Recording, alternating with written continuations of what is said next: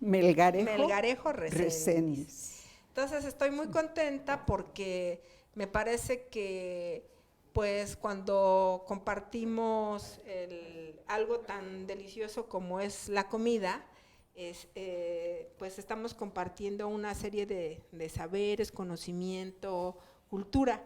Y en este caso me parece muy bonito porque después de haber estado con diversas actividades culturales aquí en Casa Gallina, alrededor de la cocina y de la milpa, pues hoy podemos hacer este cruce de comunidades a través de la señora Yolanda, que además ella me platicaba que es de Uruapan. De Uruapan, Michoacán.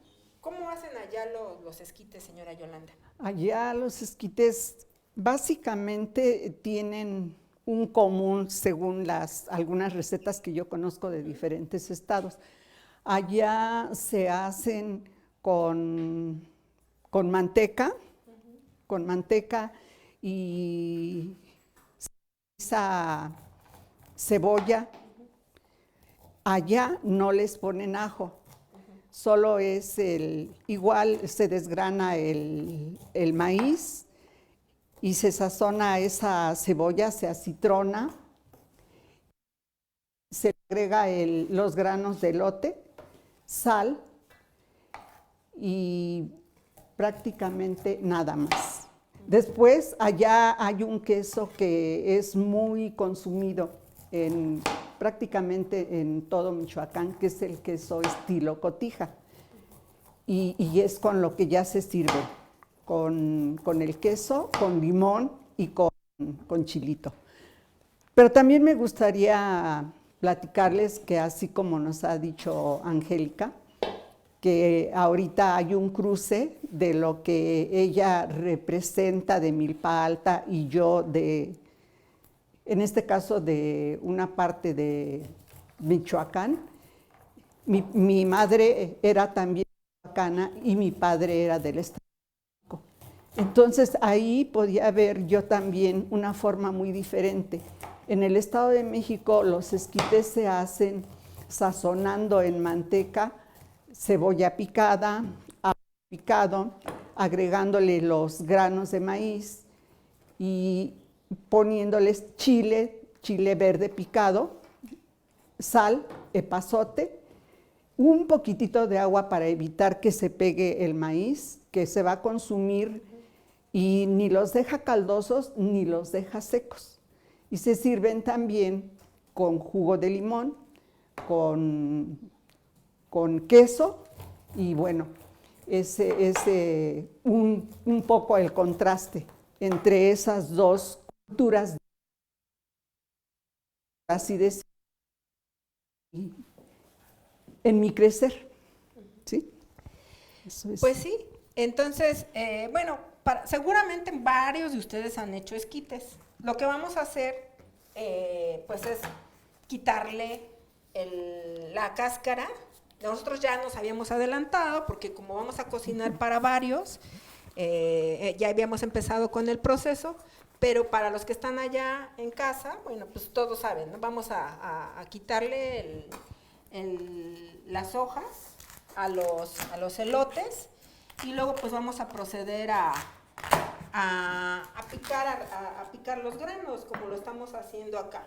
Es algo que seguramente muchos hemos hecho en casa, porque ¿quién no tiene la familiaridad con los elotes, con el maíz?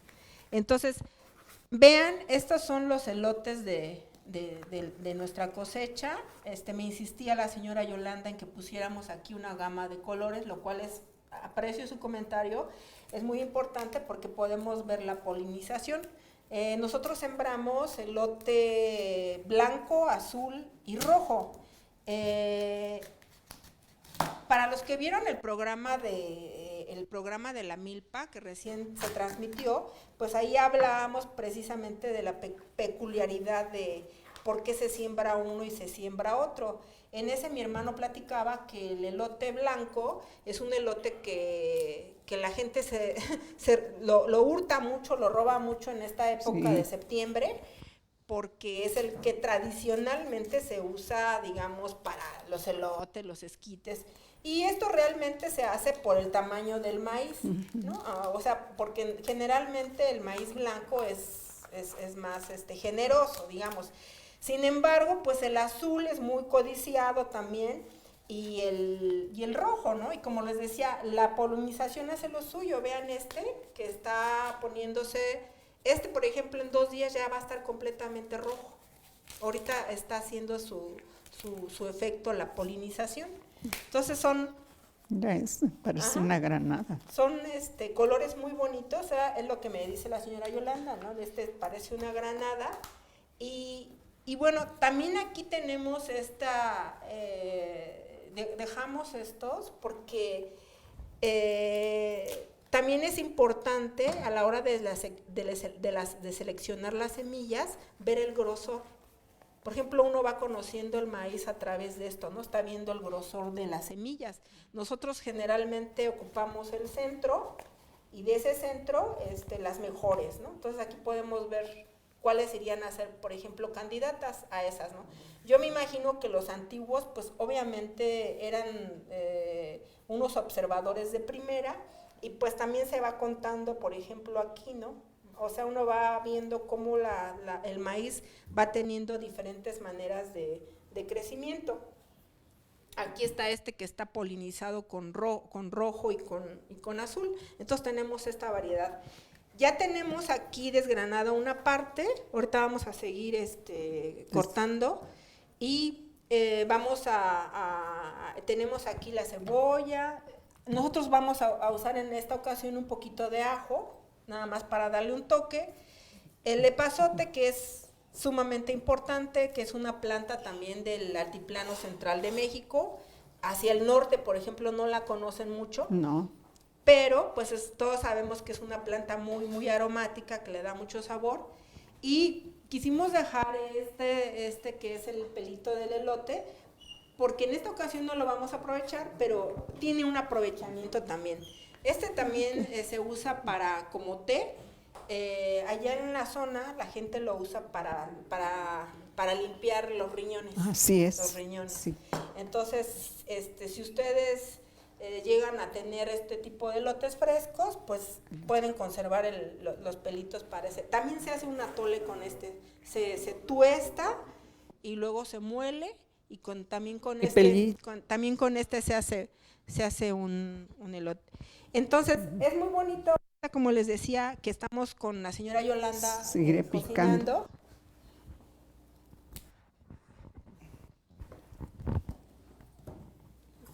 Está bien que pique. Que estamos cocinando porque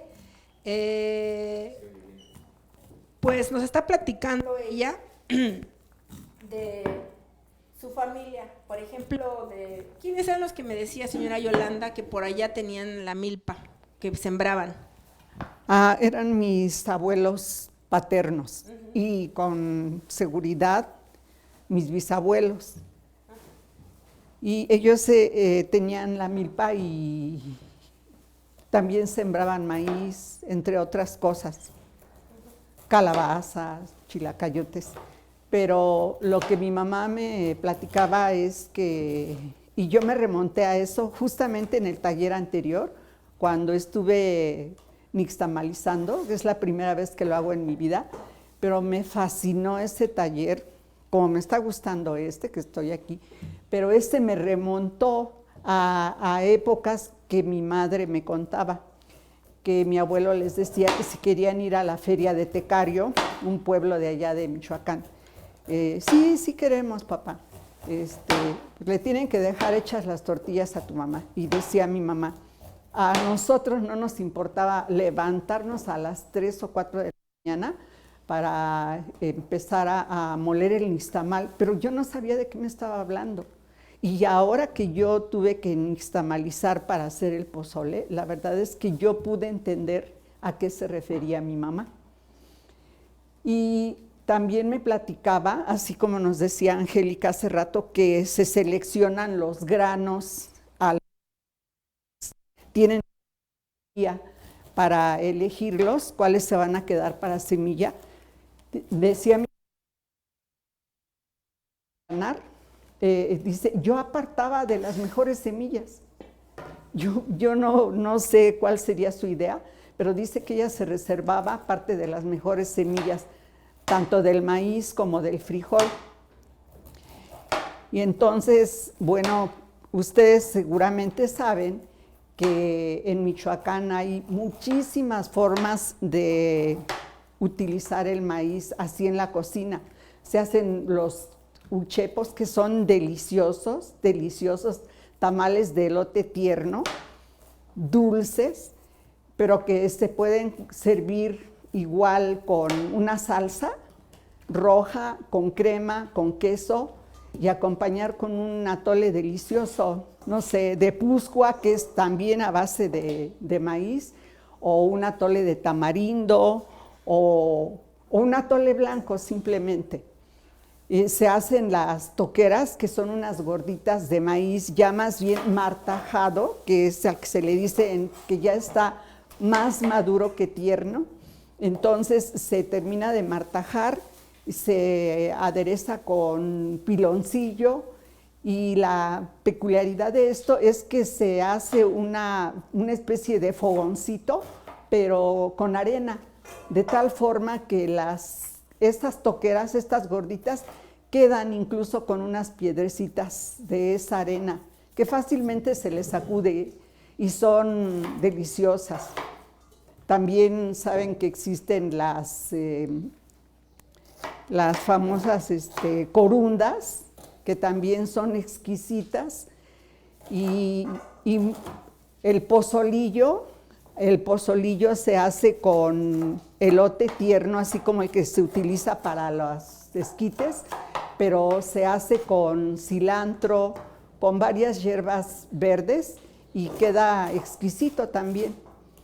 Entonces, pues yo creo que, como nos decía Angélica, es esa cultura ancestral, es esa feria de color que vemos, pero es ese ritual también, porque finalmente pues los alimentos, yo siento que son como una ofrenda que consagramos para nuestro propio cuerpo, ¿sí?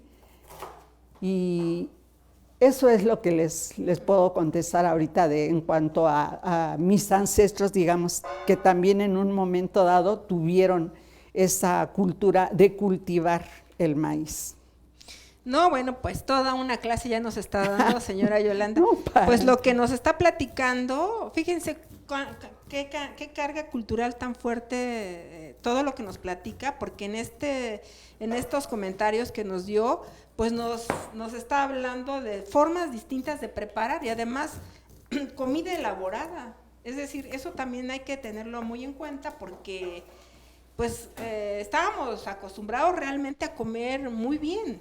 Hemos ido perdiendo eso, y eso es parte de, digamos, de los objetivos de estos talleres, de revirar, volver a nuestra cultura que tenemos ahí, sí, de alguna manera latente, quizás cierto, no esté tan activa, pero todos la tenemos, porque la señora Yolanda, pues actualmente dice que llegó aquí a la Santa María 3 años, ¿no? Aquí a la ciudad. De 2 años. De 2 años. Sí. Sin embargo, ella tiene toda esta vivencia muy fuerte, por eso no lo puede platicar de esa manera. Y entonces, pues es aquí un vivo ejemplo de cómo toda la gente tenemos una relación con el campo, de una forma cercana o lejana, pero todos tenemos eso. Entonces, yo creo que es importante no olvidarlo, sino al contrario, traerlo a la mesa, porque pues yo coincido con usted de que alrededor del cuidado de una comida, pues es como una especie de ritual en donde uno, primero la comida es comunitaria, y también es una forma siempre de agradar a nuestros amigos, a la gente que queremos, de preparar algo. A nosotros mismos. Ahorita usted comentaba, ¿no? de lo de la nixtamalización, ¿no? Que le transportó a ese tiempo. Bueno, pues yo les quiero decir, para todos aquellos que quieran acercarse a la tiendita que tenemos hoy aquí en Casa Gallina, que Rosalba, que hace las tortillas, se paró a las 5 de la mañana, ayer nixtamalizó, y hoy a las 5 de la mañana estaba haciendo tortillas con maíz rojo, sea, una tortilla de una calidad 100%. Claro. Sabemos, decían, por ahí decía alguien, por ahí decía un chef que el lujo es saber quién cocinó tu tortilla, ¿no? Y en esa parte sí estoy de acuerdo con él. Saber de dónde viene, como la denominación de origen. Entonces, pues es muy importante saber cómo comemos, cómo nos alimentamos. Entonces, ahorita vamos a seguir picando la cebolla. De acuerdísimo. Esto que ven aquí es lo que estamos ocupando. Los esquites allá los ocupamos, los comemos con longaniza. Es un ingrediente que le da un toque muy, muy rico para la gente que come carne. Para los que no, vamos a hacer unos poquitos que no tengan carne, pues para que tengan la posibilidad de probarlo. Y un ingrediente importante, pues son las habas. Estas habas también son todo lo que está aquí es de nuestra milpa, bueno, los vegetales. Entonces lo que hacemos es que pelamos el haba y pues le pelamos incluso para este platillo, le quitamos esta cascarita, ¿no? Para otros se usa también, no sé, usted, señora Yolanda, usted si las ha ocupado, ¿cómo las cocina? Nuevamente voy a mencionar a mi padre porque, bueno, pues es prácticamente lo que predominó, el gusto de los platillos que se estilan en el Estado de México. Y sí, el haba era algo que le fascinaba.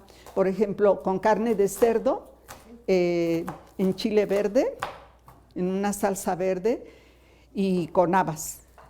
O igual para un mole de olla, era indispensable, tanto utilizar los trozos de elote, dependiendo del tamaño de la mazorca, unos 3 o 4 trozos, jotes, las habas, calabacitas también, y epazote. Era obligado el epazote en un mole de olla. Incluso las habas simplemente así frescas, recién cortadas, no se les quitaba la cáscara, no se las quitamos porque es algo que hasta la fecha llegamos a hacer, y se hacen, mi papá decía, sudadas. Entonces se ponían en una cazuela de barro, que es, yo creo que la alianza también perfecta, ¿verdad? Y se tapaban muy bien, y solamente así, con el mismo vapor, la misma agua que iban despidiendo, con eso se cocinaban. Entonces, es ahorita de lo que me acuerdo en cuanto a las habas frescas, porque de las habas ya secas, pues ni qué decir, ¿no?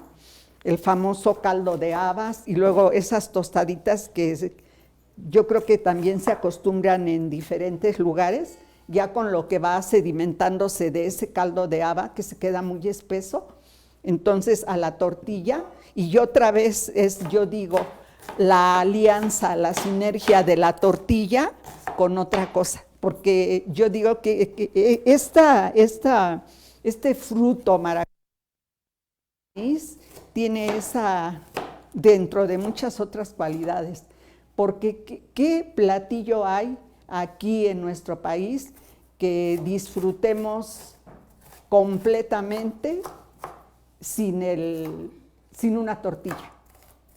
No creo que haya ninguno. Pues ahorita que la señora Yolanda estaba comentando sobre las habas, también a mí me encanta el mole de olla con habas. Si no hay habas, también le faltó algo muy importante. Pero digamos, con el mole de olla también hace una fusión muy, muy buena. Y también me hizo recordar los tlacoyos de haba, sí, que son como también muy característicos del Estado de México. Mucho. La haba ya cuando está madura, ¿no? Que se deja remojar antes y después ya el otro día se muele. Ya que hay un metate, entonces un día vamos a hacer esas, desde el molido. Sí hacemos. Entonces, pues, hablando de cómo cada región tiene su manera de enriquecer un platillo. En este caso, pues, es algo muy sencillo, como son los esquites, pero cada lugar tiene la manera de, pues tiene un estilo propio. Como les decía, aquí los vamos a hacer estilo de milpalta, vamos a ocupar las habas, vamos a ocupar una longaniza muy buena y también, bueno, pues esta forma de hacer la comida nos refleja también una manera, digamos, de cultural, regional, esta variedad que hay en todas partes y también el tiempo. La milpa también, como hemos platicado, es el tiempo. En general, esta es una época en la que la milpa en todas partes, hay una época en que coincide y hay elotes, ¿no? Por eso se ocupan mucho en septiembre. Sin embargo, debido a la altitud, ese es un factor muy importante, al frío, incluso un día platicaba que ahí en Milpalta hay milpas que pues tienen su propia fecha de cuándo se siembran y cómo van con el ciclo. Ahí mismo en el pueblo, de donde somos nosotros, que es San Pedro Atocpan, hay diferentes altitudes, diferentes temperaturas, diferentes microclimas, y entonces ahí mismo hay milpas que se siembran en una fecha, hay milpas que se siembran en otra fecha. Nuestra milpa, por ejemplo, ya está en las últimas, ya el maíz está a punto de empezar a volverse mazorca, pero hay otros lados en donde está todavía tierno, porque se sembraron en otra fecha y corresponden a otro microclima. Digo esto por dos razones. Las milpas no son las mismas en Tabasco, en Aguascalientes, son diferentes, también son diferentes las plantas que las acompañan en su crecimiento, pero también, digamos, son diferentes, como les decía, en su maduración, ¿no? De acuerdo a los climas que hay, y pues eso influye también en parte a la influencia regional, ¿no? De acuerdo a los ingredientes, los animales, los estilos que hay en cada región de preparación, y por eso en sí misma pues es un universo, ¿no? Entonces también la posibilidad del maíz, esa fue otra cosa, digamos, del éxito del maíz, la posibilidad de que el maíz se adaptó a diferentes climas, alturas, hay nivel sobre el nivel del mar, hay maíz. Por ejemplo, en Milpalta, 2.400, 2.700 metros de altura todavía encontramos maíz, y por eso es que lo ha hecho un alimento que ha sobresalido milenariamente. Entonces, vamos a seguir ahorita cocinando, ya tenemos la cebolla, ahorita voy a empezar a picar el epazote y los chilitos y ya lo vamos a guisar. Y el ajo. Y el ajo. A mí me gustaría comentar algo, pero no sé si se pueda o ya pasamos claro, a eso. No, ya, adelante. ¿Sí? Señora Yolanda. Es que también estaba recordando que el maíz es tan versátil y yo me atrevería a decir que hay tanta sabiduría en la planta misma que, por ejemplo, también nos regala algo como son los huitlacoches, ¿sí? Que aparentemente es un defecto. Entonces ahí digo, por un lado la sabiduría de la planta, ¿por qué lo dije así? Porque, bueno, esos huitlacoches que a mí me encantan y creo que a muchos mexicanos nos gustan, a mi padre le gustaban muchísimo, no podrían degustarse de la manera que lo hacen si no fuera otra vez por el propio maíz, por una tortilla en la que se va a hacer un taco simplemente, o una quesadilla riquísima de ese huitlacoche que ya ha sido preparado. Y en verdad pienso, cuando dice Angélica, nuevamente retomo lo que ella decía de las semillas, esta semilla efectivamente milenaria, yo creo que cada grano de ella nos está contando la historia de todo lo que ha tenido que ir viviendo para llegar hasta estos tiempos, ¿sí?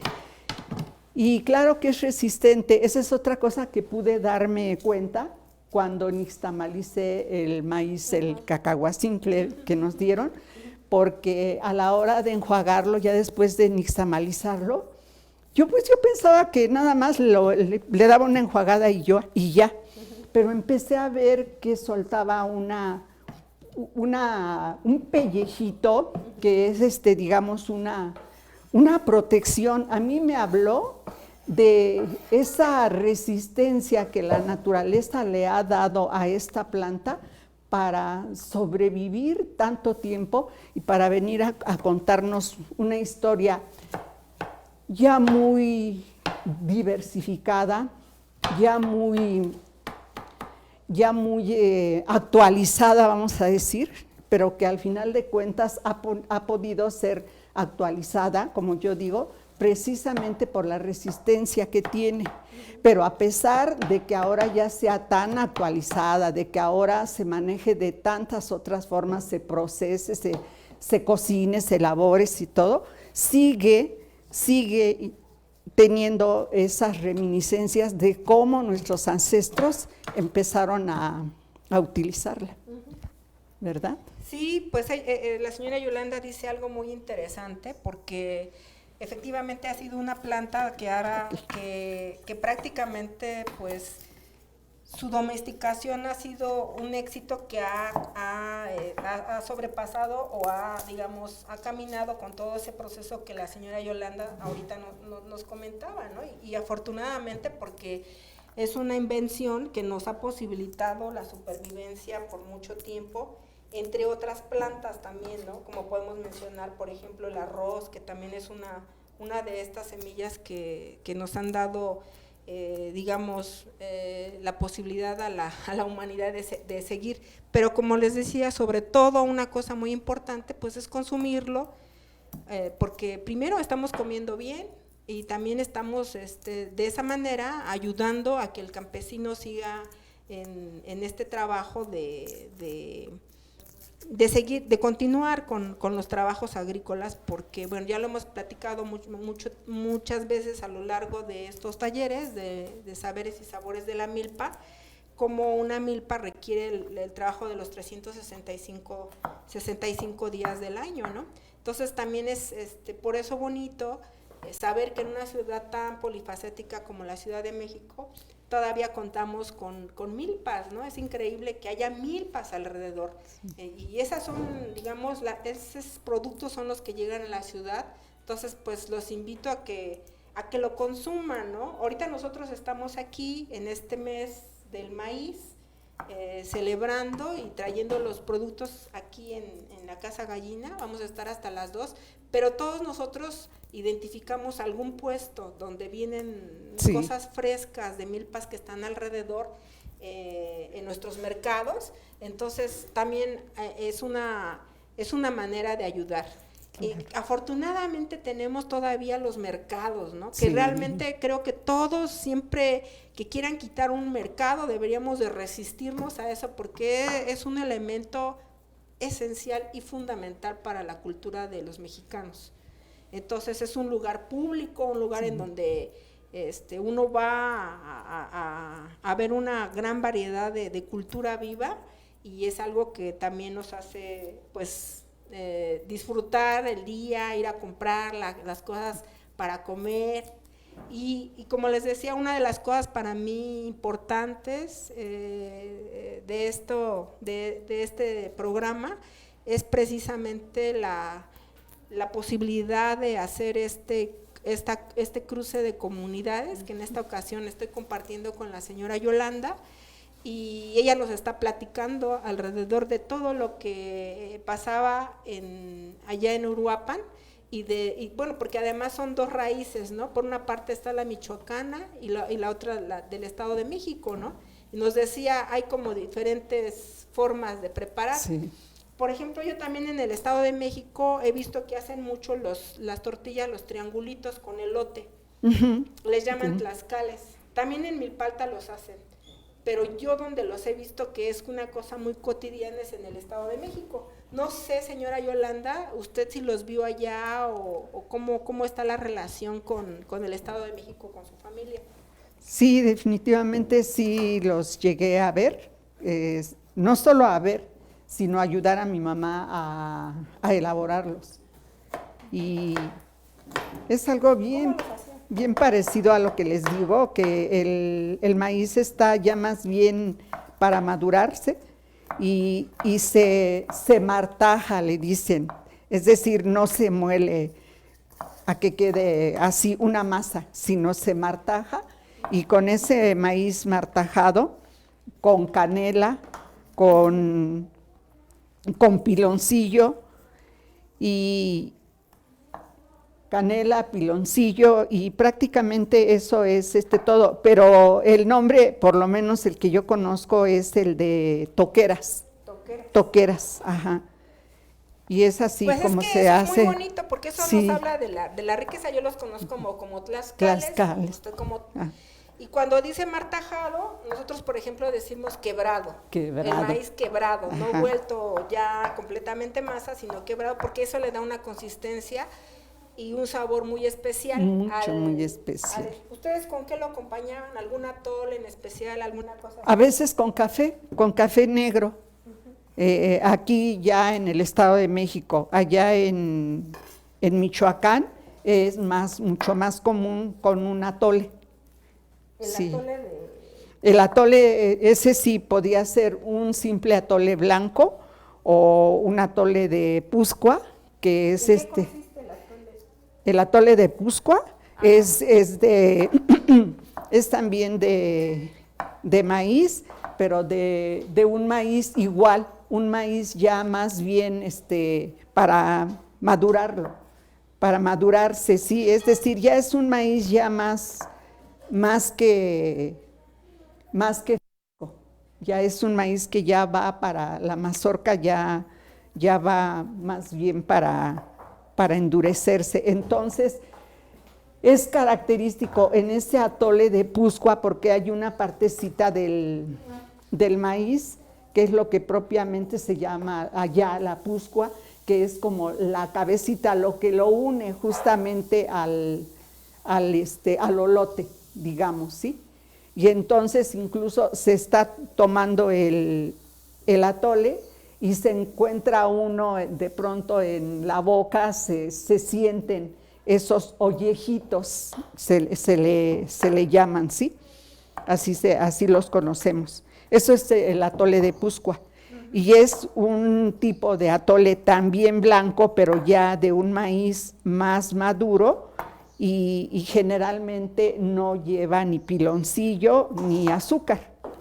Es así, blanco. Ese es el atole de Puskua, sí, es muy rico, la verdad. Pues ahí tenemos nada más en esta conversación diferentes formas de aprovechar el maíz y una variedad en atoles, ¿no? Porque parecería ser que atoles solamente hay unos pocos y realmente el atole también es una variedad increíble como el tamal.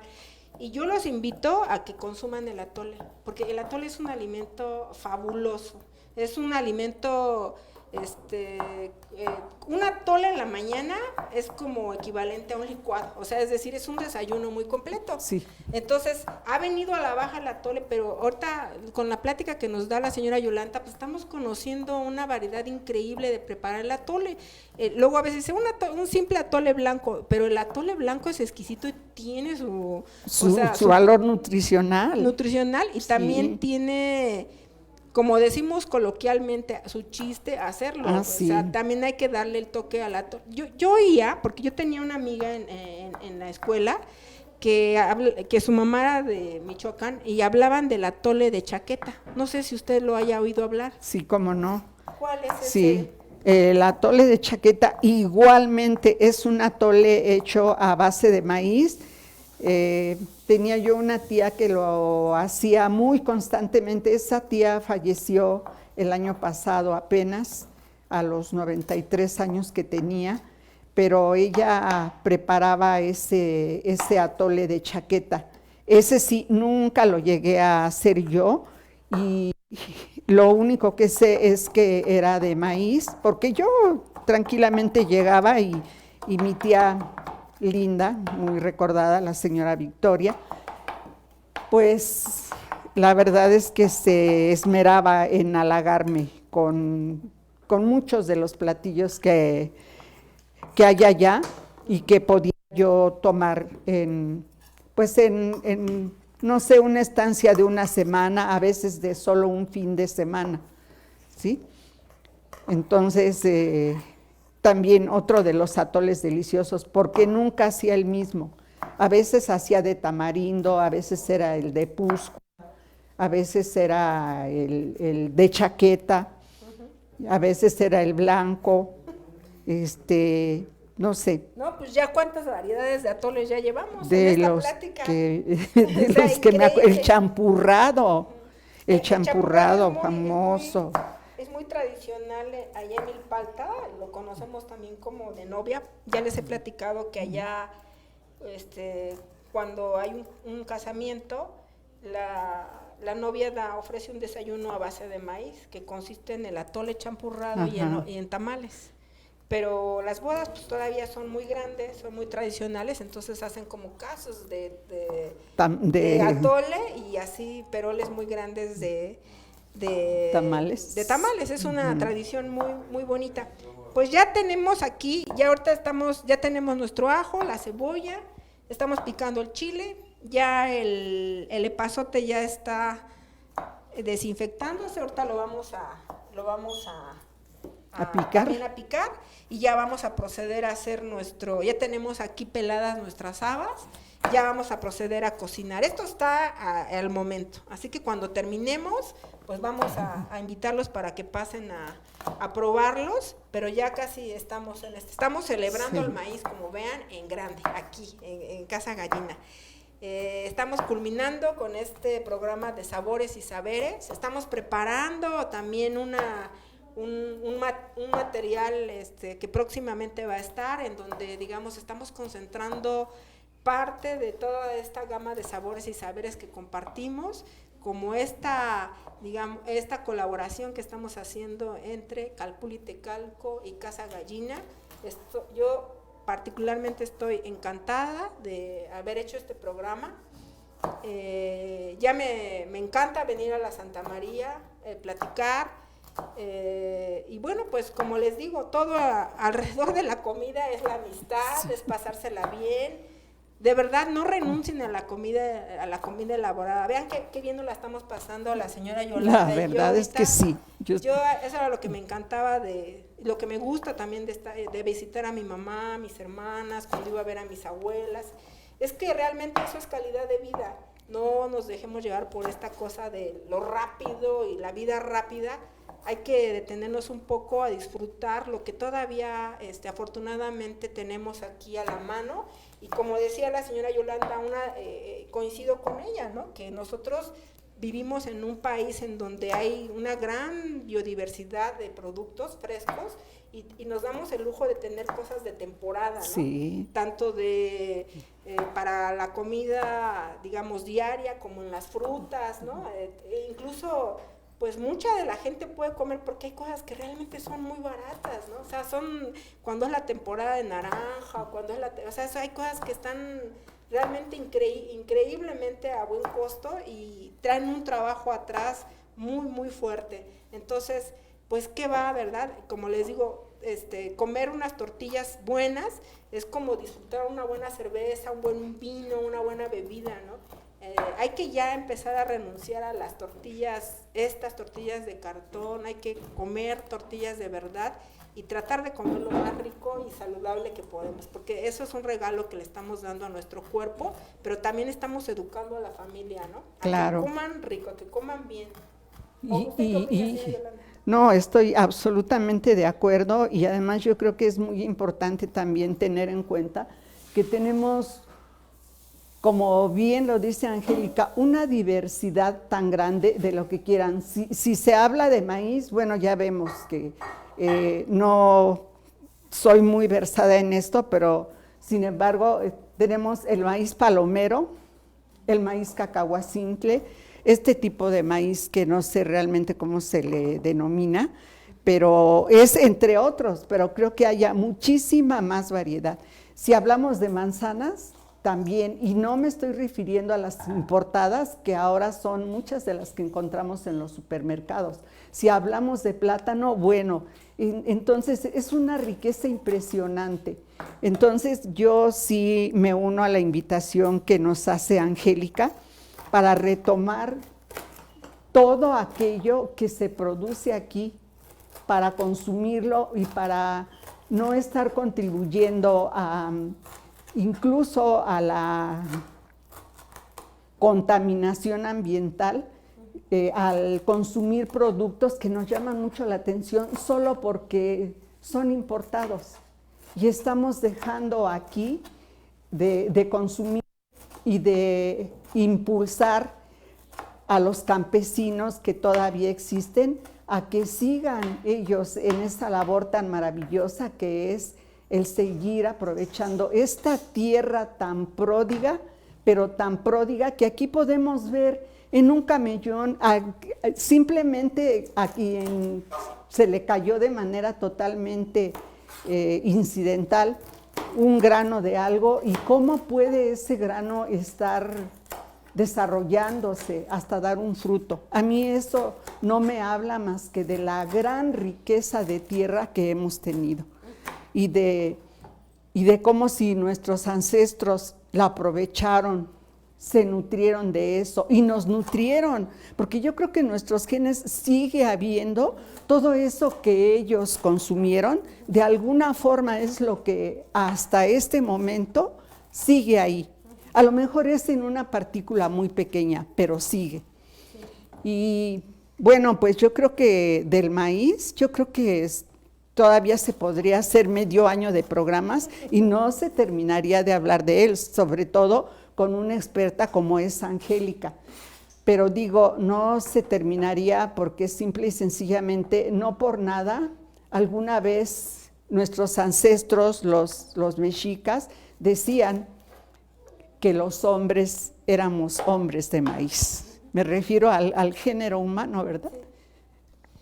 Pues bueno, o sea, es precisamente creo que uno de los objetivos de este programa era darnos cuenta, es la primera vez que cocino con la señora Yolanda, pero parecería que fuéramos amigos de toda la vida, y precisamente por la identidad que tenemos, y que es una identidad que todos compartimos, porque yo estoy seguro que allá en casa todos ahorita están acordándose de esta raíz que tenemos. Entonces, sí, eso es lo importante, no olvidarnos cierto. De esa raíz, porque tenemos todos una raíz cercana o lejana relacionada al campo. O sea, yo prácticamente ahorita tengo una clase con la señora Yolanda, ya de todo lo que me estuvo platicando, ¿no? Y creo que es el caso de todos.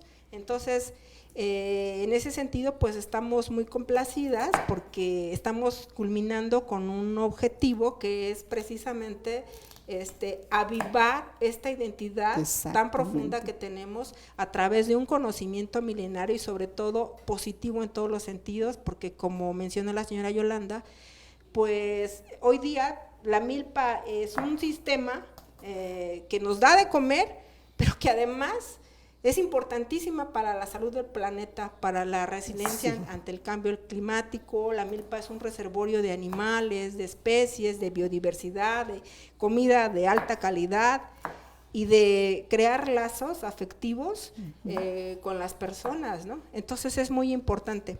Ahora ya continuando con nuestros esquites, que ya tenemos prácticamente todo listo, voy a proceder a freír primero el ajo, poquito, y luego la cebolla, y ahí voy a incorporar la longaniza, a que se haga muy, muy, muy suavecita, que se cocine muy bien, y después vamos a incorporar el epazote, y al último, y luego las habas, y al último el maíz. El chilito lo echamos al último para que no despida toda todo su picor. Pero van a quedar muy buenos, van a ver. Entonces, mientras la señora Yolanda continúa picando los chiles, realmente me gustaría que nos fuera platicando de cuáles eran los nombres de sus abuelos maternos, paternos, qué son los recuerdos que tiene usted de la cocina o qué era lo que le platicaban ellos. Oh, qué pregunta más hermosa la que me has hecho, Angélica. Porque yo creo que todo ese gusto que en mí sigue va más allá de ser un gusto, es esa afinidad y esa identidad que yo tengo con el campo. Creo que es ese medio que que me rodeó. Mi mamá decía que era imposible que yo recordara, que una vez le decía que me acordaba de que íbamos al río y ahí, en esas aguas que en esos tiempos eran aguas tan limpias, que nos íbamos a lavar unas taleguitas, así se le llamaba, unas talegas, unas bolsas, vamos a decir, de manta. De esa manta tan buena que, bueno, que sigue habiendo, pero que entonces era muy común. Era la de uso corriente, pero era de muy buena calidad. Y esa manta para lo que se ocupaba, para que una vez que se molía el maíz para hacerlo atole, para que se quitara el pellejo cuando no debía llevarlo, ahí se, digamos, en esas talegas. Entonces ya después lo que quedaba en ellas se les daba a los cerdos, a las gallinas, a los animales que hubiera en casa, y se lavaban, se enjuagaban y se ponían a secar sobre las hierbas que crecían ahí en el río. Entonces decía mi mamá que era imposible que yo recordara eso, porque eso fue cuando yo tenía poquitito menos de 2 años, antes de que nos trasladáramos para acá, para la ciudad. Pero mi abuelo paterno se llamaba Miguel, mi abuela se llamaba Esther, y cuando ellos emigraron de allá de Michoacán para acá, para la ciudad, empezaron a vivir y siempre vivieron ahí hasta su muerte, en San Juan de Aragón. Entonces algo que a mí me maravillaba, y yo creo que eso era lo que, y se impregnó, lo que me impregnó de todo ese gusto que tengo, es que mi abuelo, yo no sé cómo le hizo, supongo que vino que se trajo una chivita, y luego acá, en ese tiempo en San Juan de Aragón, había muchos espacios en donde había mucha hierba, pasto, todo, pues ahí se llevaba a su chivita a que se alimentara. Y además hizo un carrito, mi abuelo era muy industrioso, digo yo. Entonces hizo un carrito de madera con unas rueditas de balines, de esas que se usaban mucho antes. Y en ese carrito él trasladaba parte de la hierba que cortaba para llevar a su casa y para seguir alimentando a su chivita. También tenían, tenían un cerdo, porque las casas no son muy grandes, pero tenían un cerdito. Imagínense siendo mi lo engordaban para después hacer aquellas carnitas pero tan exquisitas. Se trajo de allá de Santa Clara del Cobre un caso, y ese caso servía se trajo 2 en realidad. Uno era para las carnitas y en el otro se hacían los atoles, o un dulce a base de maíz, pero que era un dulce lo más exquisito que yo he probado. Ustedes también, algunos de ustedes han de saber que hay lugares en Michoacán en donde se hacen unos dulces de leche que son una verdadera delicia. Y entonces en ese casito uno de mis tíos hacía ese dulce, atole, pero muy, muy espesito y de un sabor exquisito. Pero no solo eso, mi abuela hizo un pequeño jardín allí en esa casa, que tenía un espacio, y ahí sembró un chayote, tenía colchina, tenía otras plantas. Y luego tenía su metate, tenía su molcajete, y además mi abuelo le construyó su fogón, le construyó un fogón, y entonces para mí era como que se habían traído un pedacito de ese lugar maravilloso en el que a mí me hubiera gustado crecer. Y eso es, Angélica, lo que te puedo contar muy brevemente acerca de mis abuelos paternos, de mis abuelos maternos. A los paternos no los conocí. Ellos ya habían fallecido cuando yo nací. Entonces yo creo que ahí estriba en gran parte la importancia, pues no de rescatar, no de traer. Nosotros estamos íntimamente relacionados al campo. El que menos come del campo, así, yo creo que el que menos, pero no me atrevo a decir, un limón se cultiva en el campo. Lo podemos cultivar en la ciudad, pero me refiero a, es ese afán de traer un poco del campo a la ciudad.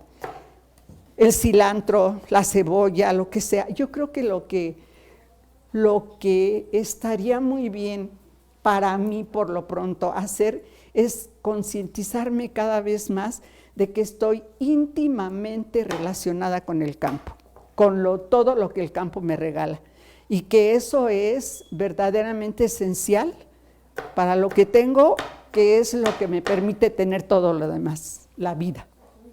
Eso es lo que yo... Pues sí, pues bueno, no lo digo yo, lo está diciendo la señora Yolanda. Entonces, pues como comentábamos, ¿no? Todos los días nosotros tenemos un producto del campo en la mesa y como vimos en una época de consumo y de que le damos mucha importancia a lo material, siempre al campesino se le está regateando todo. Realmente o sea, a un médico, a un doctor se les paga inmediatamente, ¿no? O sea, no se les cuestiona, ¿por qué me va a cobrar tanto por la consulta, no? Y a un campesino siempre se le está regateando el trabajo cuando trabaja los 365 días y realmente es un trabajo que nadie podríamos sobrevivir. Como les decía, en la actualidad la comunidad campesina está a la baja y en lo futuro eso va a crear un problema, un quiebre en la alimentación, porque ¿quién va a sembrar? ¿Quién va a cultivar? Claro. Todo lo que están acaparando las grandes paraestatales es para controlar la alimentación, ¿no? Como decía por ahí un anuncio, los agricultores han estado haciendo milpa desde hace miles de años sin ninguna de estas tecnologías de la revolución verde de forma exitosa. Y además todas las implicaciones que traen este tipo de intervenciones industriales al campo, ¿no? Porque pues ya comentábamos en las cápsulas que tenemos en vivo en la milpa, cómo los insecticidas han perjudicado y erosionado el suelo, la fauna, etcétera. Y la salud. Y la salud sobre todo, exactamente, la salud sobre todo. Entonces, pues espero que seguramente lo hacen, pero ojalá incentiven más esta posibilidad de comer productos frescos del campo y de darse el tiempo para cocinar y preparar algo delicioso para convivir. Incluso cuando uno cocina, pues ahí va diciendo lo que le pasó en el día, que estuvo mal, que estuvo bien, ¿no? Yo sí creo mucho en esto de que el trabajo cotidiano es muy terapéutico también, ¿no? Uno va como liberando tensiones, sí, cosas, y se la va pasando uno muy bien. ¿O qué opina usted, señora Yolanda? Estoy totalmente de acuerdo. Déjenme decirles que alguna vez leí que en la antigüedad había una tribu en Alaska y que las mujeres de esa tribu se dedicaban esencialmente a hacer labores de hilados, pero era totalmente manual lo que hacían. Principalmente lo hacían las mujeres de edad avanzada, pero había una premisa para ellas. Ellas ponían su espíritu en esa labor que hacían, en esos hilados. ¿Cuál era lo más importante de eso, según esa lectura que tuve? Que al estar entregando su espíritu a esta labor, ellas no podían morir si no la concluían. Como que alargaba su vida, porque, insisto, eran ya mujeres de edad avanzada, alargaba su vida de alguna forma el compromiso que tenían de concluir esa labor, porque nadie más podía concluirla, puesto que el espíritu de cada quien, por más que todos somos uno y que estamos unidos, el espíritu de cada quien es algo muy particular. Entonces, con referente a lo que nos comentaba Angélica, pues yo pienso que sí, que al estar cocinando estamos haciendo una terapia, pero una terapia tan profunda que va hasta esa parte que es la que realmente nos unifica a todos con todo y a cada quien con uno mismo, que es la parte espiritual.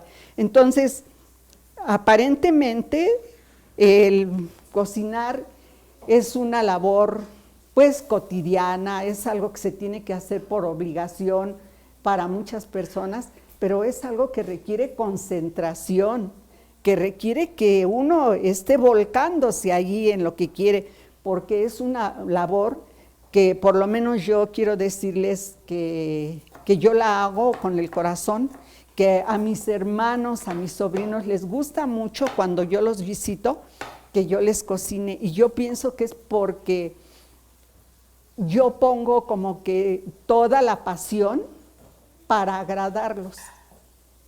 Veo qué es lo que hace Angélica, lo que hizo Rosalba también la vez que vino a cocinar. Se ve la pasión, la entrega que se tiene, y creo que eso se llama amor. Y ese amor, esa vibración con la que se impregna lo que uno hace, pues eso llega definitivamente a quienes van a degustar eso que estamos haciendo. Así que ahora que prueben nuestros esquites, pues va a ir lleno de todo lo que estamos platicando de esta conversación. Y por eso yo digo, incluso a veces cuando yo tengo que tratar algún tema especial con mi madre, quiero llegar cuando ella está cocinando porque siento que es uno de los mejores momentos.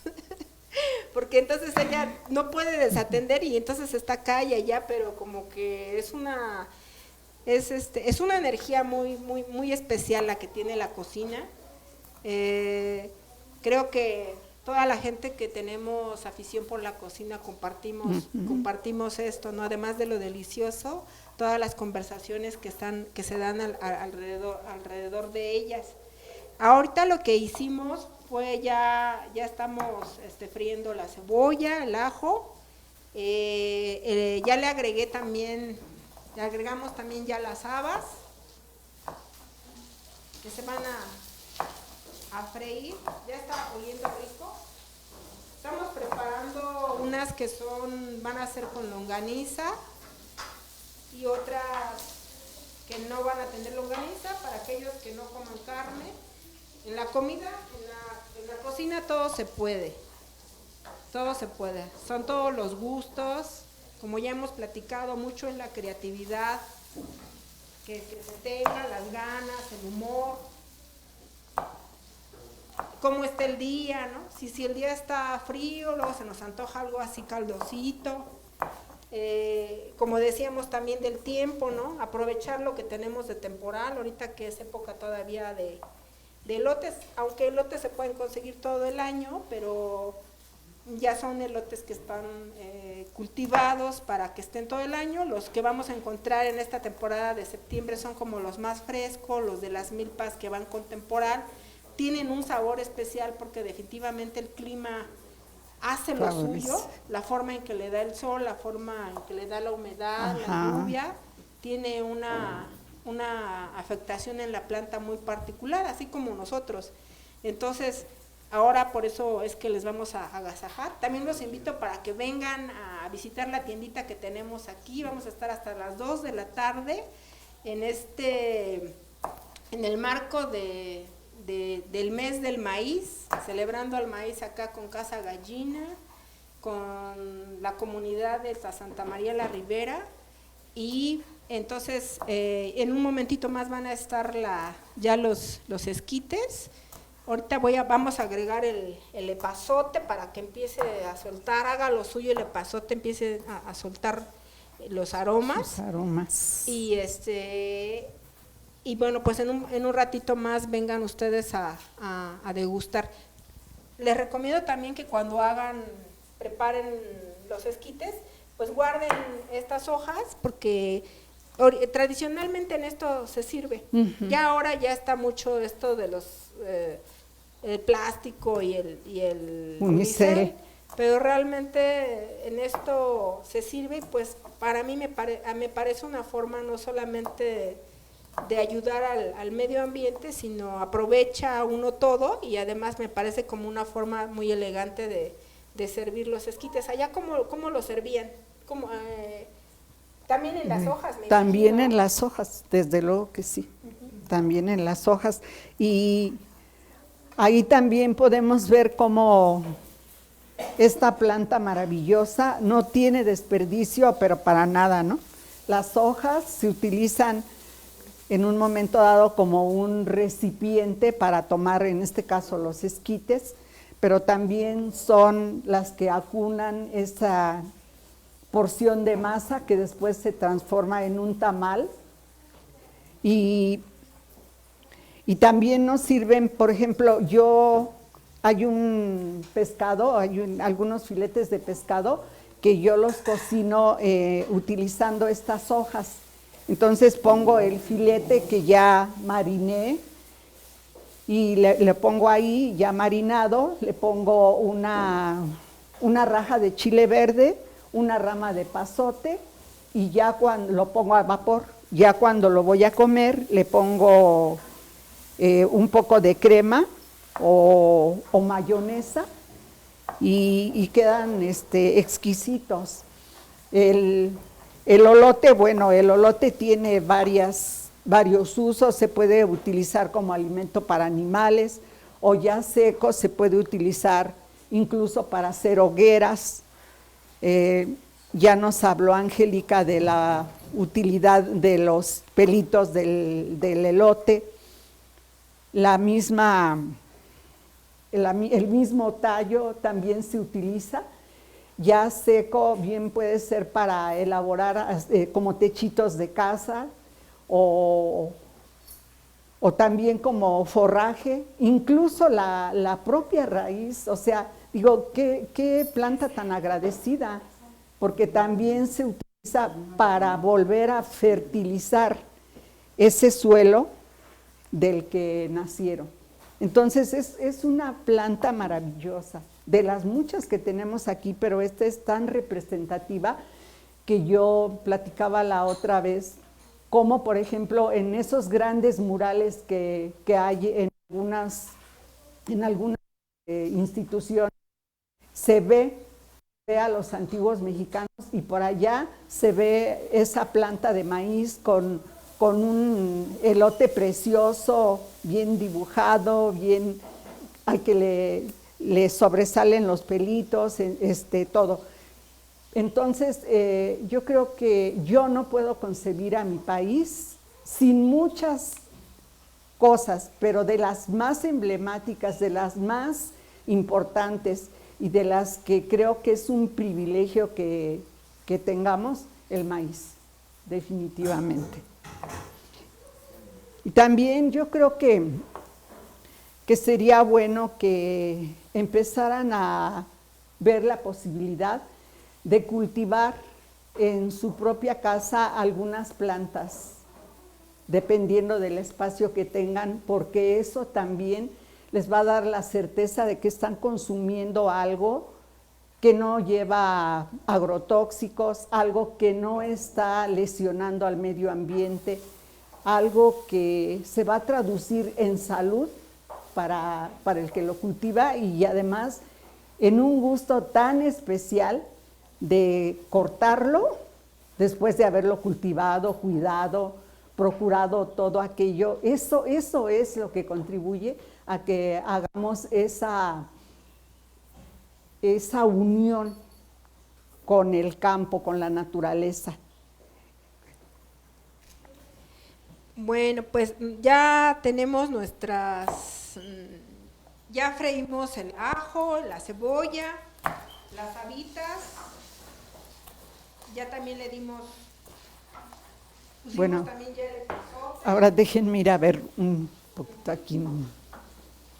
Entonces, estamos haciendo uno que es, como les decía, sin longaniza, Ya nada más ahorita vamos a proceder a poner el maíz y al último el chilito, la sal al gusto, y estamos prácticamente terminando, aunque pues vamos a darle el tiempo para la cocción a los esquites.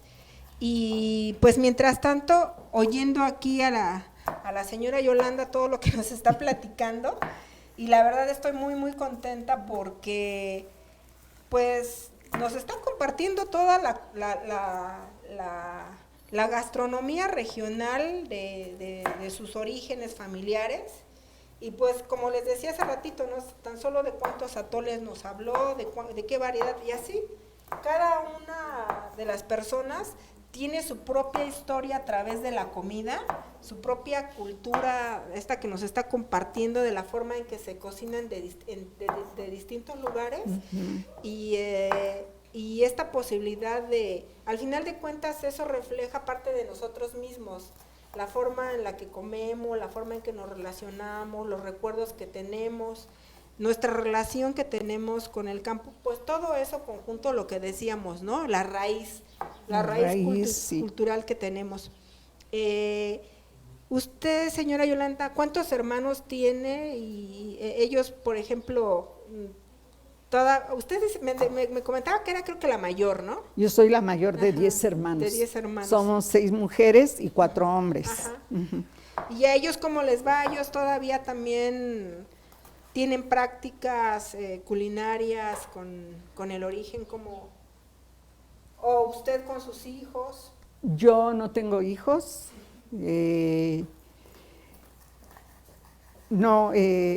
Ellos no tienen esas prácticas. Tengo una hermana que vive, la única que vive aquí también en el distrito, aunque ya, pues ya ni tan en las márgenes, porque ahora los espacios se han diversificado tanto, se han abierto tanto que ya está muy cerca. Ella vive caminando, llega como en 6 minutos a Cuemanco. Y entonces ella es muy afecta a caminar.